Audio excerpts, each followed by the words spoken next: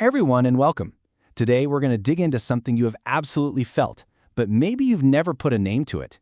We're talking digital Pavlov. And yeah, we're talking about how your phone is literally training you. So let's just start with this. Have you ever felt that buzz? You know the one. That little vibration in your pocket. You're sure you got a text, you reach for your phone and nothing. It's not there. Or maybe it's there, but it's completely silent. It's called a phantom buzz, and it happens to so many of us. But why? You might just brush it off, right? A weird muscle spasm, maybe you're just tired. But what if I told you that feeling isn't random at all? It's actually the result of a really powerful psychological principle hard at work. This is no accident. It's totally by design.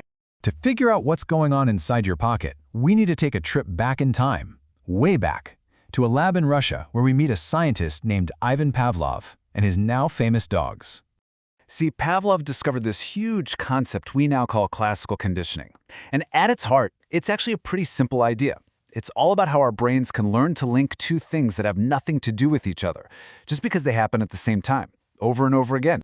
So how did he even figure this out? Well, it was a three-step process. First, in the before conditioning stage, Pavlov saw the dogs naturally drool when they see food. Obvious, right? That's a reflex. But if he played a sound, like from a metronome, nothing happened. It was just a neutral sound. But then came step 2, the during phase. Pavlov started playing that metronome sound right before he gave the dogs food. He did this again and again and again. And what happened next, in the after stage, was incredible.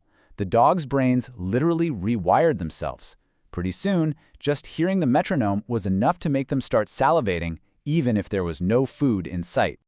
Now, you can imagine, a psychological tool this powerful wasn't just going to stay locked up in a lab. Oh no, it got out, and it was quickly adopted by one of the most influential industries on the planet, advertising. And you can draw a straight line from Pavlov's lab to your living room. Advertisers just swapped out the pieces. Instead of a metronome, the stimulus became a really catchy song. And instead of food, the reward became images of happy, attractive, successful people. But the goal? It was exactly the same, to get your brain to connect those positive emotions with their product.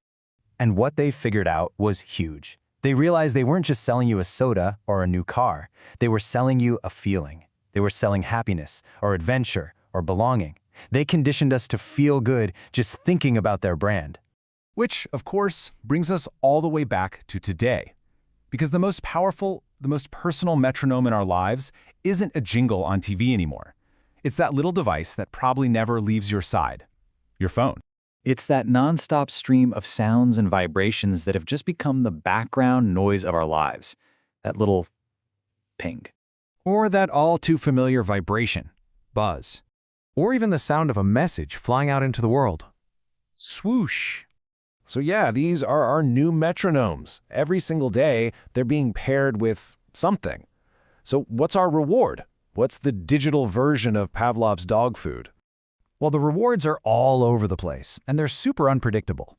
Every single buzz could be a little hit of social validation, a like, a comment, or it could be a hilarious text from your best friend, a major news alert, or just a quick escape from being bored. Our brains absolutely love that kind of surprise. And just like those dogs, our brains learn the connection through thousands and thousands of repetitions. It learns a very simple, very powerful equation. A buzz in the pocket means a potential reward is coming. So we've connected the dots all the way from a Russian lab right into your hand, which, leads us to a pretty important question. Who's really in control here? Who is holding the metronome? And this brings us right back to where we started. That weird phantom buzz. That feeling is classical conditioning in action. It's your brain so perfectly trained to expect a reward that it just misfires. It literally creates the feeling of a buzz all by itself because it's hoping for that little dopamine hit of good news or connection. Just understanding this whole process, that's the first step to taking back control. This isn't about being anti-phone or throwing your device away. It's just about being aware. Now you can hear that digital metronome for exactly what it is, a conditioned trigger. So the only question left is, the next time you hear the bell ring, what are you going to do?